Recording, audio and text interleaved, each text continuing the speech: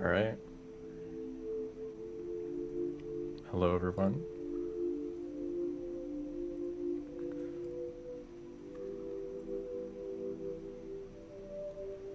Hello, hello. Welcome to the stream.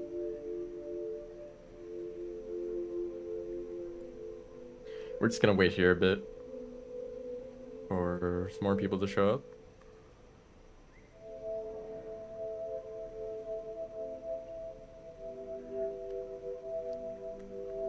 This is not gonna become a regular thing, by the way, to have it like focus on Twitch. I mean, not for a while at least. Just for this one stream, this one event, I'm having it like set up like this.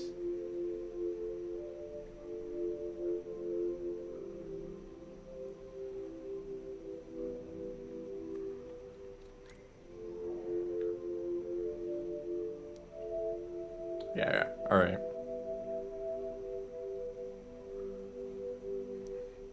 Definitely gonna get world record today.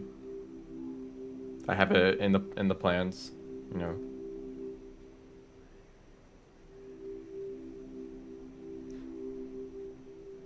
I am thinking of actually like going for some world record attempts. Because I mean, usually in runs like this, you kind of want to be a bit safe. You want to, don't take any risks, take some safety shelters, just focus on finishing a run. But I don't know. Sounds kind of boring. I'm just gonna try to go for all the same strategies that I would normally do in a run. Because out of all of the story percent runs, Rivulet might be one of the well, not easier really, but more consistent.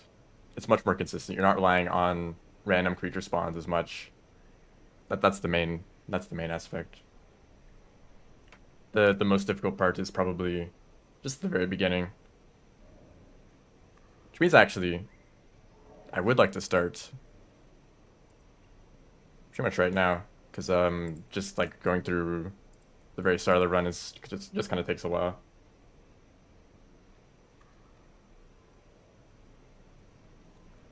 Hello, hello, welcome.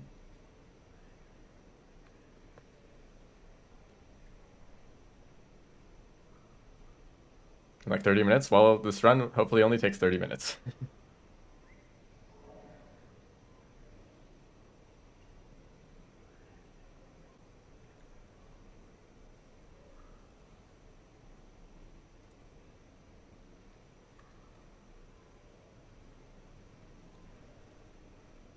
You never know, of course. Actually, I'll just quickly check, make sure that I have everything set up correctly.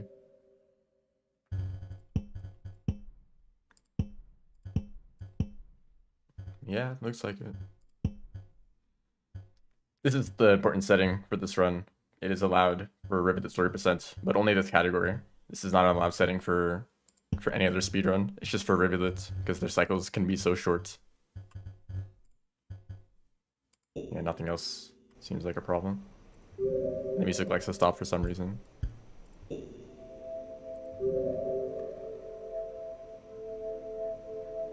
Fast roll button. It is a mod that we're allowed to use for speedruns that lets you do a different type of roll. It's allowed because it's something that you can do on a controller, but it's impossible to do normally on a keyboard. So it's allowed to make it more fair between keyboard and controller. It's also very important in this run, and most speedruns actually.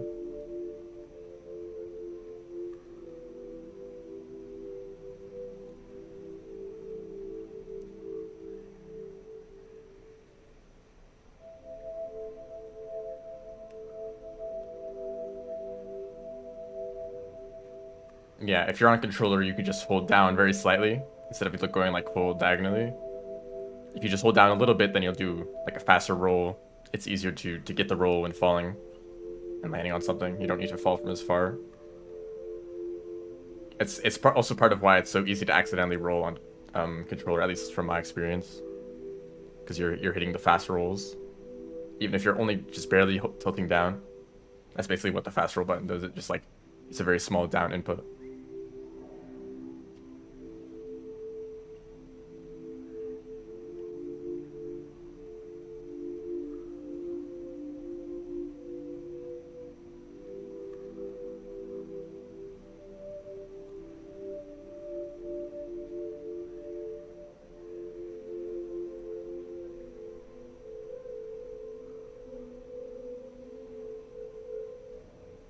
So, well, okay, I think I should start pretty much right now. Yeah. But the beginning of the run is...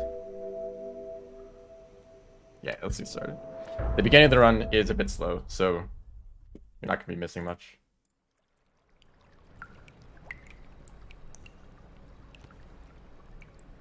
Alright, so we start here in drainage system. This, probably the worst part of the run, honestly. Mostly because of snails and scavengers. There's a spear right here.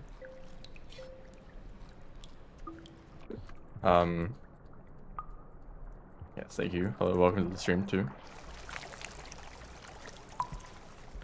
Snails are just kind of annoying. They like to hang out right in front of pipes and block your path. And if they pop, then you can drop your items.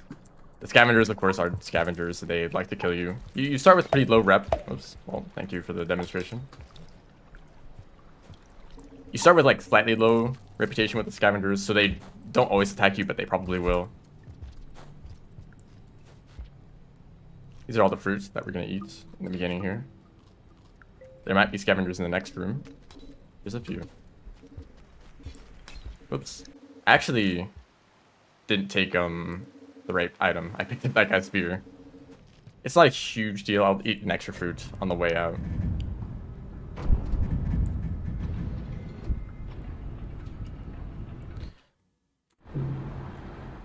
So yeah, this is gonna take a while. The karmic gates that we're heading to next leads to the gutter, which is a sub-region of Chimney Canopy.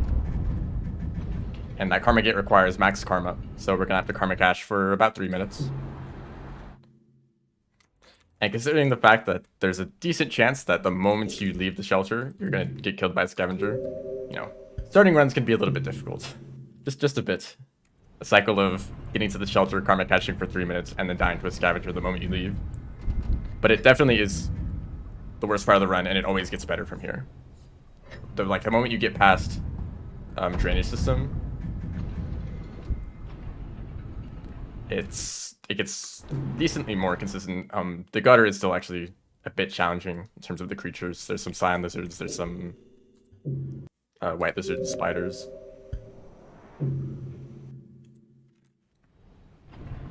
But past that, I mean, okay, there's actually quite a lot of things that are very dangerous in this run. But Rivulet is so fast, you can usually outrun them in just a few seconds, and then they're not a problem anymore.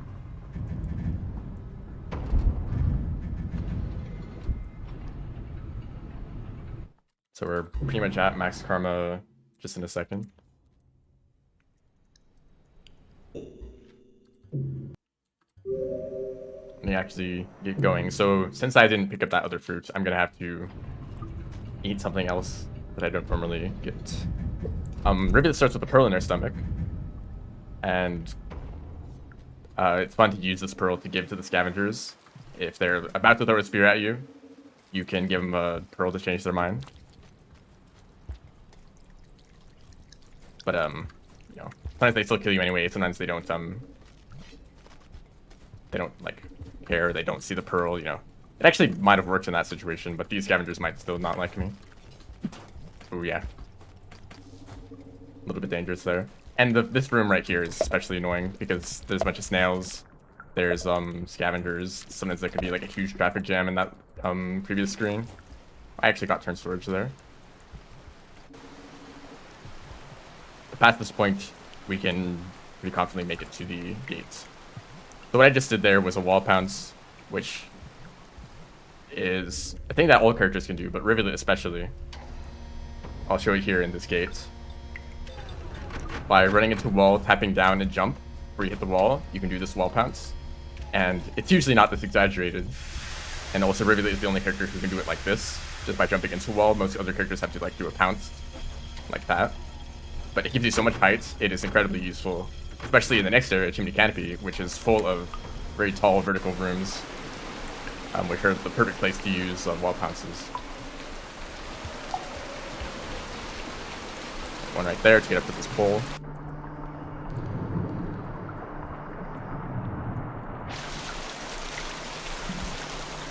There's a miscellaneous array of creatures here, like this eel lizard, which I'm actually going to wait a little bit for. I'm going to attempt this plink. Nice. Second try is like alright. So this room is real fun. You can just do so many wall pounces like that. That's a white lizard. That's a cyan lizard. Oops. Oh gosh. A little bit of panic there, but we're actually fine. Cyan lizards are not a huge problem because you can maneuver so much in that room. But it can be difficult to come up with like a backup route on the fly. Oops. Okay. So you can wall pounce up this room a whole lot. I'd messed up the timing several times in a row.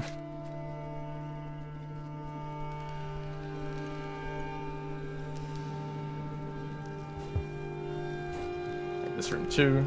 Just banning a whole lot of wall pounces. There might be a cyan lizard or a blue lizard. Here's a cyan lizard. That's good timing. There could be a set of wings, a vulture, various creatures that I need to watch out for. Nothing in this room. Should be good. Jump off the top of that pole, you can get into that gap there smoothly. There's the center wing. They're not usually a problem, but they can get in the way a little bit.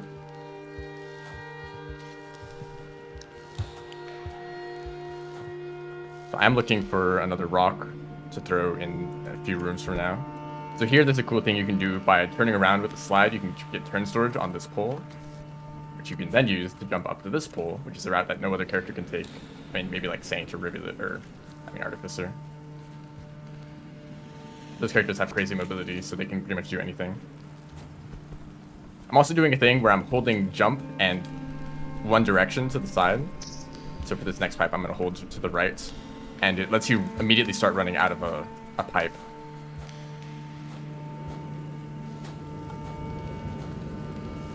Whole bunch of extended slides we can do here. Remember to not go too far, or else you'll go into that top pipe. Have to go back down.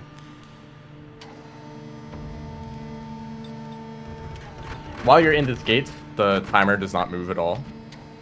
So if it's about to rain and you get to the gates, then it will pause the timer and you have more time to make it to the next shelter on the next room. And for also, you can get a slide pounce to get at this gate quickly like that.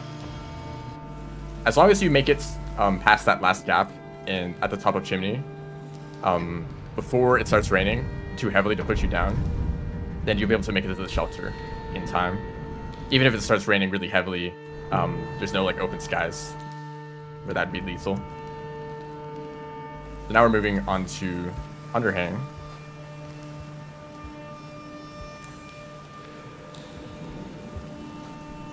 Looking for items here. I didn't get any earlier, so I have to wait a bit on the extended slide. You can do one here. At this point, you want to be holding two items. One for a slide there, and another for slide in a few rooms. We would like to grab a grapple worm here. That's another type of wall pounce where you kind of slide into a corner. It lets you get a lot of heights.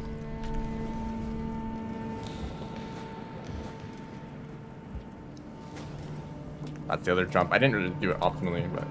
So this area is very dangerous, especially this movement right here. They can kind of... Ooh. Flip off that pole. That's unfortunate. That's actually really bad.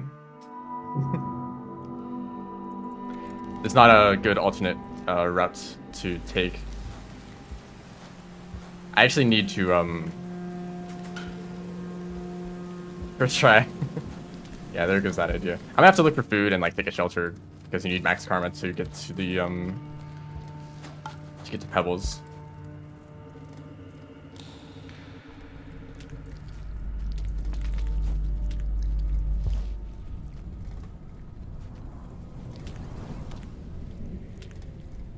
I don't know where the best place to get food is, but I'll be looking out for it.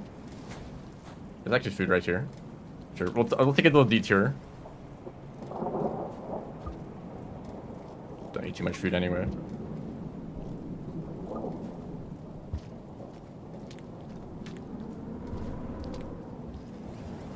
Another thing you can do is if you grab a bat fly before entering the wall.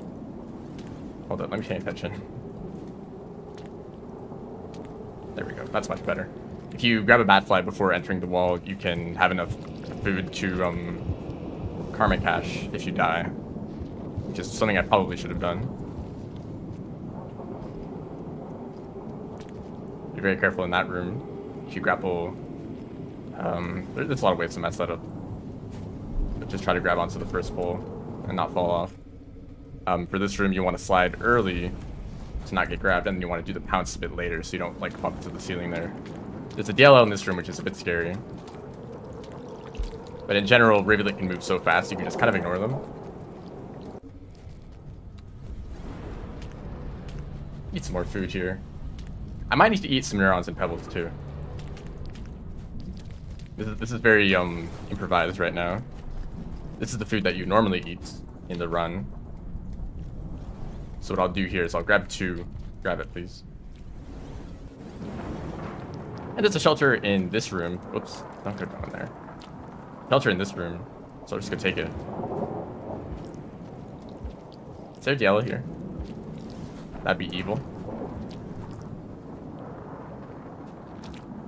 So usually, if you don't need to take this shelter, you can just head straight into pebbles. But I'm just doing this to get enough karma. Yes, going from underhang is much faster because the cell is closer to the bottom of the region. So just going up from the bottom to grab the cell and then going back through that route is the best way to do it. We did used to go up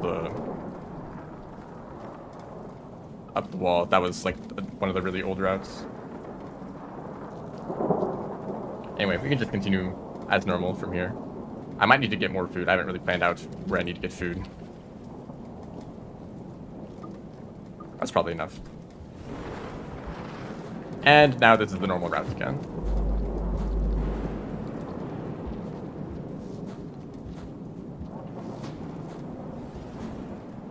Any of these long, flat rooms are really nice places to do extended slides.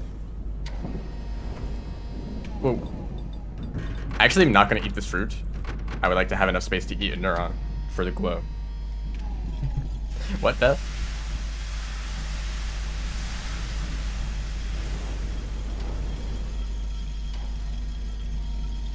In these kinds of rooms, it's better to do a backflip like this. So in entering 5 pebbles, we're starting to worry about cycles. Gravity will be switching on and off repeatedly. It is currently off, which is actually worse. You want gravity to be off for this part right here so you can jump up to that pipe up there. That's unfortunate. Okay, that DLO was about to grab me, so I was a bit worried there, and then the gravity changed at a strange time. But it's actually nice to have gravity normal in that room. It's much easier to navigate.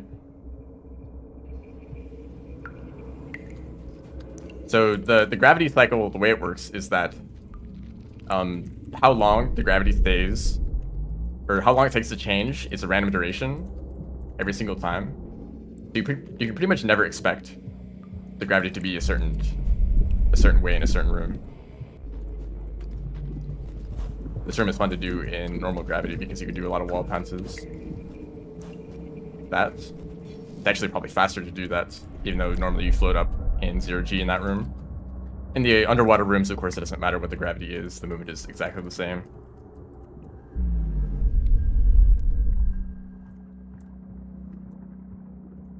Of course, you're still keeping track of what the gravity cycle is for when you leave the water, because now normal gravity allows you to do certain movement in this room.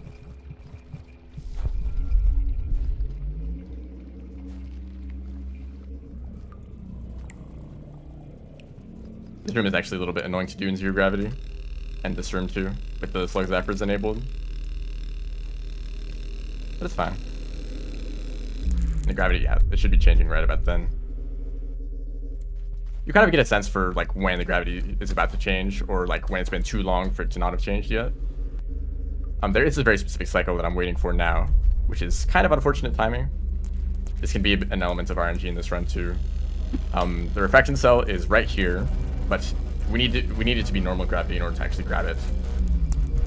It was an opportunity to eat that neuron though, so it's not too bad. Now we have the cell. So the cell is similar to the gravity cycles. Activating the cell activates some or while the cell is activated, you have lower gravity, but you actually have control on when you turn it on. So when you turn it on, it stays on for a certain amount of time, and then it will be on cooldown for the same amount of time. Or actually, I don't know if it's the same amount of time, but it's always consistent, you know? You kind of learn when you want to turn on the cell, so that it's active when you want it to be, and then it turns off when you want it to. And then also so that the cooldown is back up by the time you want it the next time. So there's a lot of things that you're paying attention to. Oops. And right here, I want to activate it a little bit early. You want to have it on for the water sections because you swim a lot faster. But you don't want it to last for too long in some rooms, and I also want to have it back up at a certain time. I'll point out when those are. These underwater rooms, you can swim a lot faster.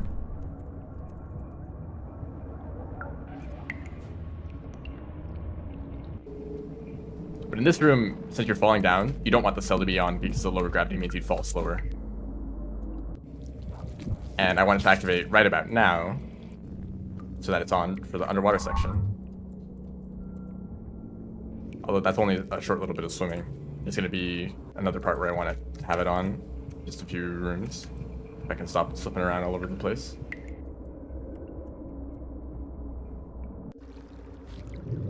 This jump right here is really easy to do with zero gravity, or low gravity.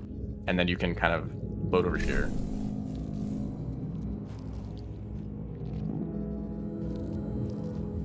And that is the end of the rot.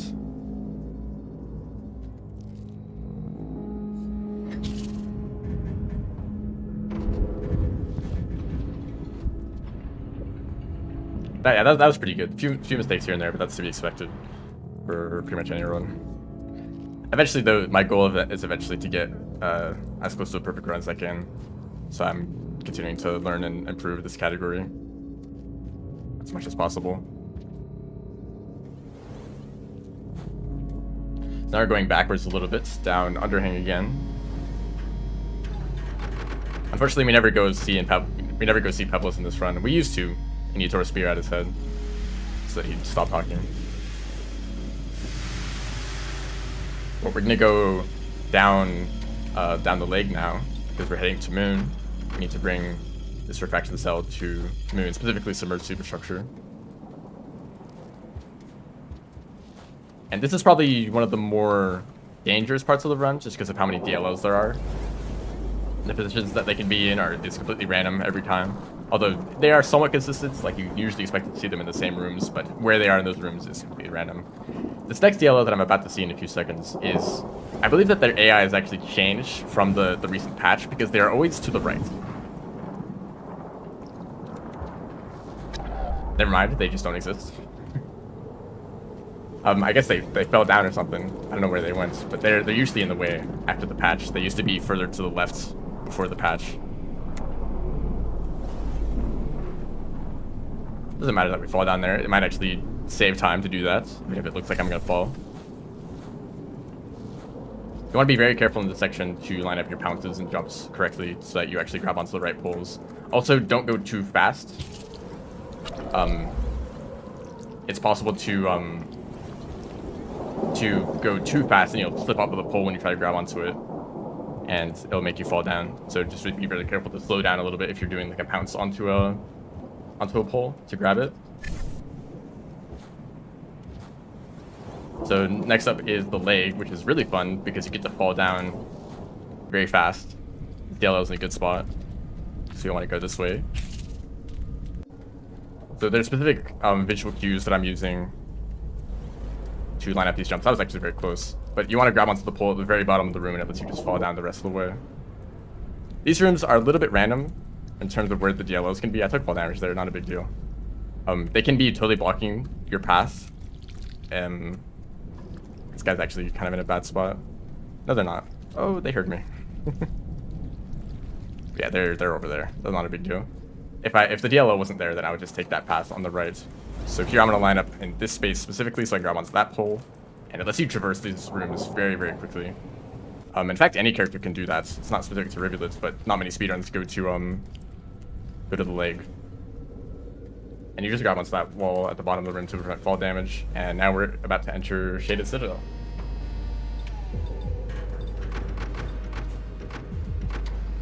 And you notice on the left side of this room, there's this little like bump of like rubble or whatever that is. And so if I did a normal slide pounce to leave this room, I'd actually run into that, and it's kind of slow. So what you can do is you can charge up jump boost, and Rivulet can use jump boost to do a higher slide pounce than normal, and it lets you land on that bit of rubble. Just a very small optimization there. So this is a very interesting part of the run. Using the cell a lot more, like right here. This is actually one of my favorite uses of the cell, because if you do this fast enough, you can get another good jump off in the next room. As long as you enter this pipe quickly, which I am not doing, goodness. I'll try to get it still. But there's this little bit of flat ground here that you can jump off of, and it lets you get a really long jump. Sometimes I'd go like a little bit further, landing about here. There's going to be some ores lizards that we're going to see, and they are usually not a huge deal. Sometimes they can be a big problem, but usually they're not. And ores lizards in general are just a little bit slower than other lizards, so they're not too hard to avoid, especially as rivulets with the refraction cell. We're going to use the cell again in this room to jump over the top, and there's a specific slide pounce right here to jump over this DLL. Sometimes they can be a little higher up and you can bump into them, but it's actually not a big deal if that happens. So this is an interesting situation. Let me try to do this. Oops. Mess that up a little bit, but you can get a nice slide or wall pounce there, and here.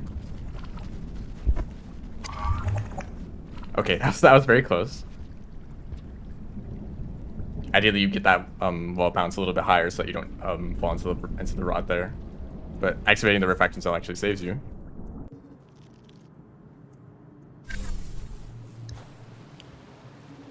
So this next part of the run is probably actually the most difficult part to optimize, because you're bouncing off of water a whole lot. And bouncing off of water is incredibly inconsistent. But it is the fastest way to do these rooms. So what I'm going to be doing is doing slide pounces into the water and trying to get good bounces off of it. Like that. That was a pretty good bounce. It lets you maintain your speed for a bit longer, so you don't need to like shuffle in the water like that. That's a decent bounce too. And that part is over.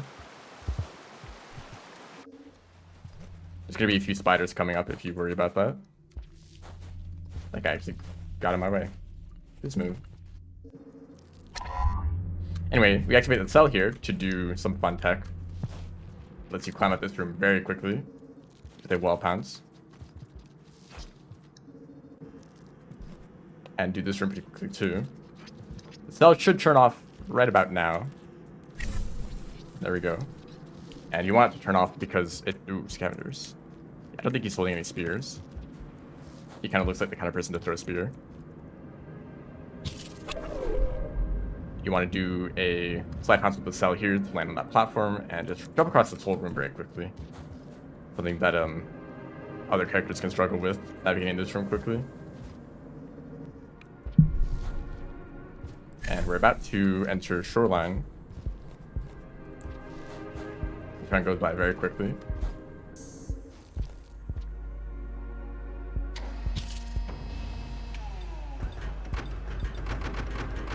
Now, we're about to enter some aquatic regions. Shoreline, of course, has water, and after that is submerged superstructure, which is pretty much completely underwater.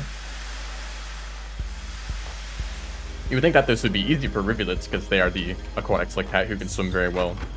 But they actually swim so fast that they're kind of hard to control. And so these next rooms, you have to be very careful to manage your movement underwater.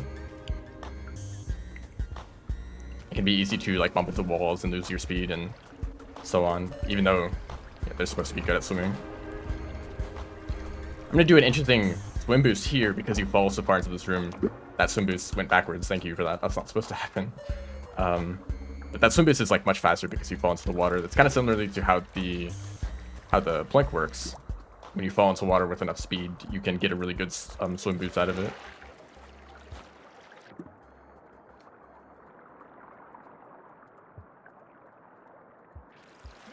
Activating cell here, because this next session we're going to be swimming through some water. There's a bunch of jetfish here, which are big bullies. They like to mess with you, push you around. You can jump all the way up to that this platform from the other side, but it's actually incredibly difficult. Jumping out of water in general is very inconsistent.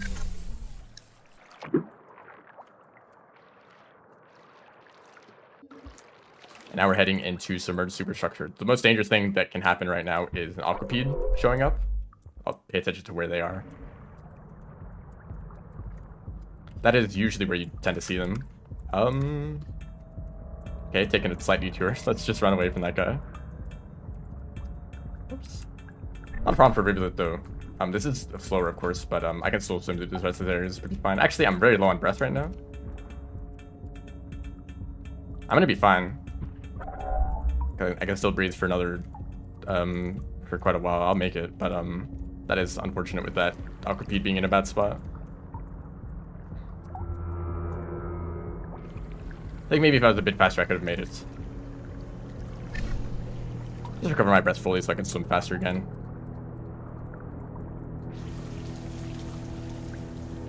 Now we're heading into submerged superstructure. This is a fun thing you can do where you throw the cell across the room and pick up a rock and do an extended slide case after it. Of course, it is random if there's a rock that you can pick up right there, but most of the time it actually ends up working. You can get in an extra extended slide. But now we're entering the final, well, second to last region of the run, but it's pretty much the last region. There is not much else after this. A lot of underwater brooms, some potentially dangerous creatures that I'll be pointing out, but a lot of usage of the refraction cell, of course, because it lets you swim faster. Right here, you actually want to grab the pole right when the camera changes, and then grab this pole to prevent fall damage. And don't fall into the leech pit. I don't recommend it. Activating the cell right here. In the next room, there's going to be a kelp that is going to try to reach out for me. I do swim way around it, just to be careful. And this next part can have some jetfish. Of course it does, thank you. These jetfish are very stubborn. They will not let you move past them, so just let the jetfish go. It saves... I don't know what happened there, but it's way better to let the jetfish pass than to try to push past them yourself, because you will never win that battle. And be careful in this room. Don't let the jetfish bully you. He tried to get into the pipe to block my path, thank you. In this room, there's a large jellyfish, which can be a big problem. It wasn't, thank you. If it grabs you with the tentacles, it can cause a huge problem. It will hold on to you for a long time. It will shock you, make you drop the cell. It's a huge pain, and whether it grabs you or not, it's kind of random. Ideally, you want to stick to kind of to the base of the tentacles. It's the tips of them that actually grab onto you.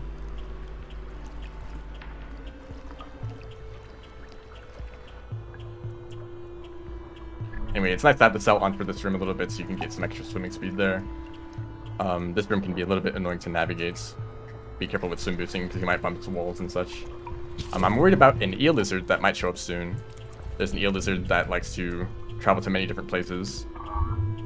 I'll be watching out for them. You actually want to activate the cell here. Seems like a waste to use it in a tunnel where you can't get the speed boost, but it works out better in the end with the timings and all.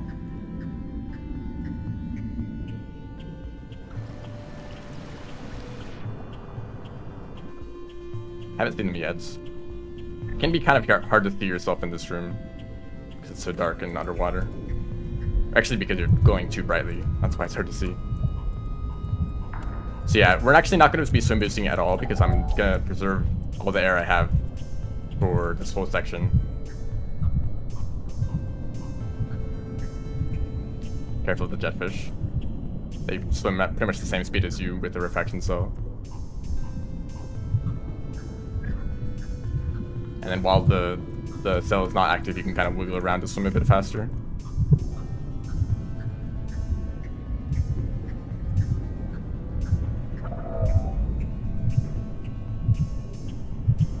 And here we are at the heart of the structure, where we'll activate the cell and then leave the game.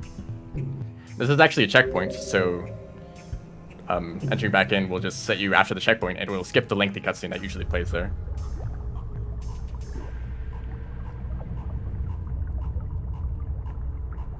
And now we show up here without the cell, and we're in Bitter Area now. So there's some fun things that can happen here. Since the recent patch to the game, it no longer crashes there, which I'm very grateful for. That used to be a big problem, and the game would crash pretty consistently for me.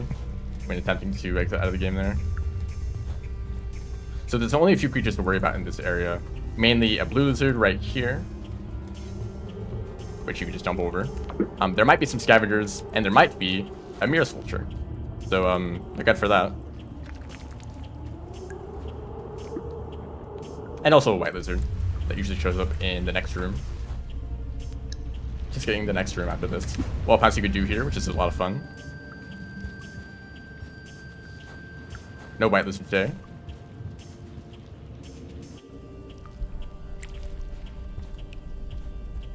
And yeah, I hopped there. That was a little bit slow, but I actually got a good jump out of the water, so that wasn't too bad. You can do some funny roll pounces there in the water to go a bit faster. That was kind of bad.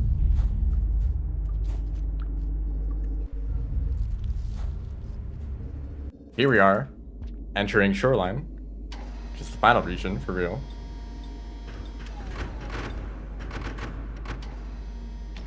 And we're gonna go say hi to Moon after performing heart transplant. This final area also has gravity cycles, but they're not really a big deal, whether the gravity is on or off. And it's pretty consistent anyway. There's an AI hop you can do here, which you can preserve for a long time by hopping on the poles. And the gravity should be changing in just a bit here.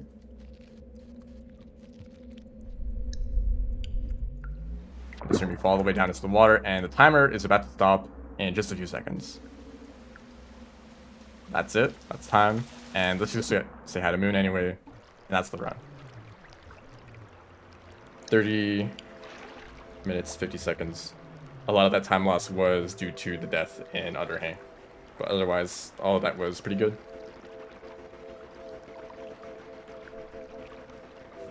And I'll let this cutscene play out. It is quite lengthy. If you're doing a lot of runs, it takes, what, like 8 minutes for this whole thing to play out? Keep the neurons. You can't even move around during this cutscene. But no, that is the worst ending. Eating the neurons after actually doing all this for Moon.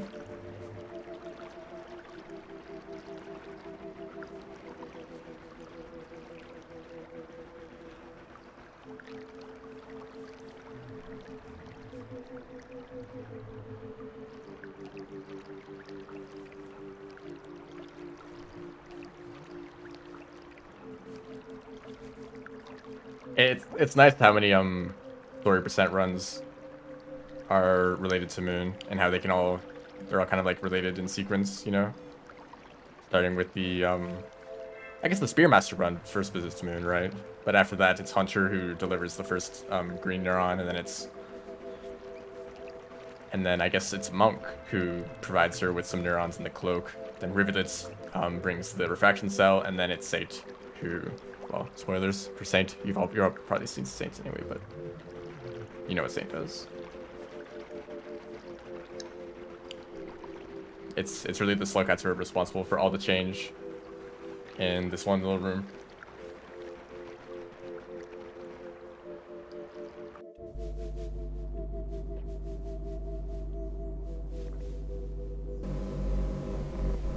Now, you may have seen this run and think that it is incredibly difficult and that you may never be able to achieve anything like it.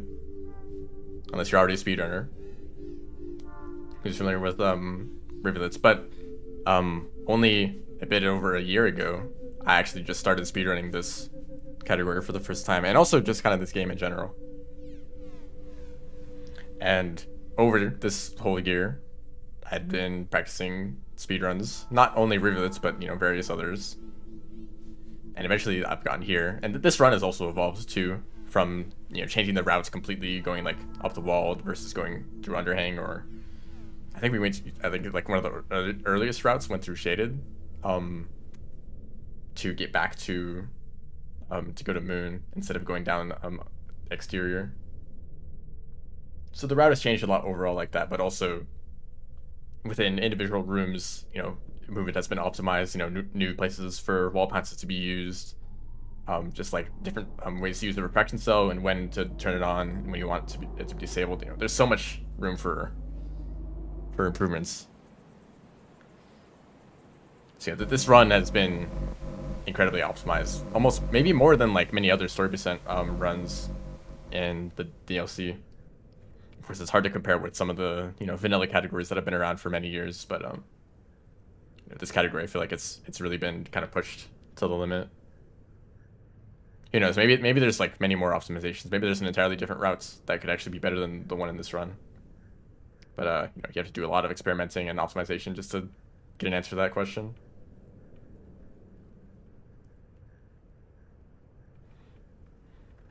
But if anyone is interested in trying this category, you don't need to go for all of the extremely difficult tech first. You don't need to go for the wall pounces. You don't need to you don't need to do like the risky grapple war movement or the stuff with the cell. You can take your time and be careful about it. There's a lot of alternate routes that honestly you could go back and watch some of my slower runs. Some of the older strategies that I used were a lot more safe, a lot easier. You can kind of like learn, like getting to the first shelter on the wall in a single cycle is extremely difficult. That's kind of a barrier of entry, but you could just take an extra shelter if you can't make it in one cycle, and it is very satisfying to eventually improve enough to be able to make it in one cycle. It's a really good mark of your progress.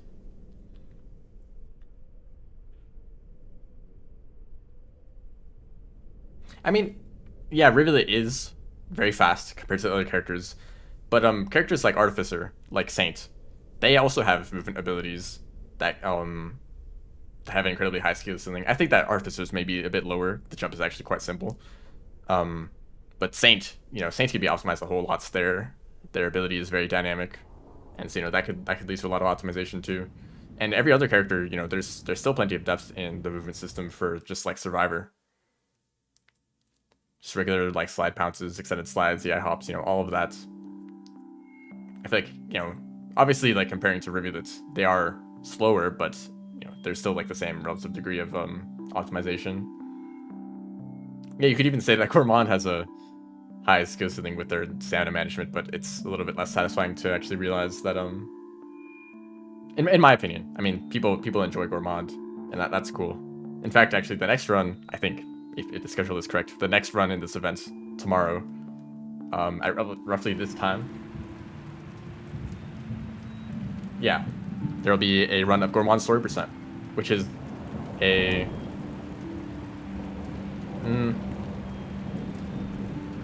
it's not a very popular category, but it's still very interesting. Gourmand is an interesting character to speedrun, and there's some fun tricks in that run too.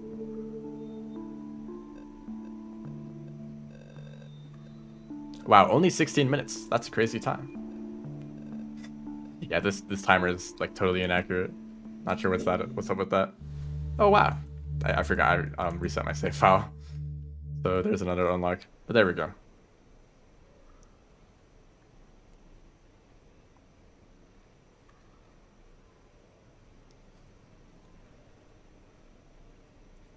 So yeah, thanks everyone for stopping by for this quick run. Make sure to check the Rain World Speedrun Events server on Discord to see the rest of the runs that'll be happening in the next few days.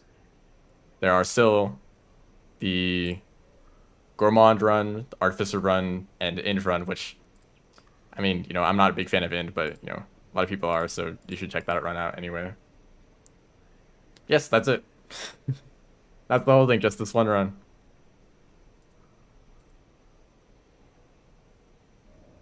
So yeah, thanks everyone for watching. See ya.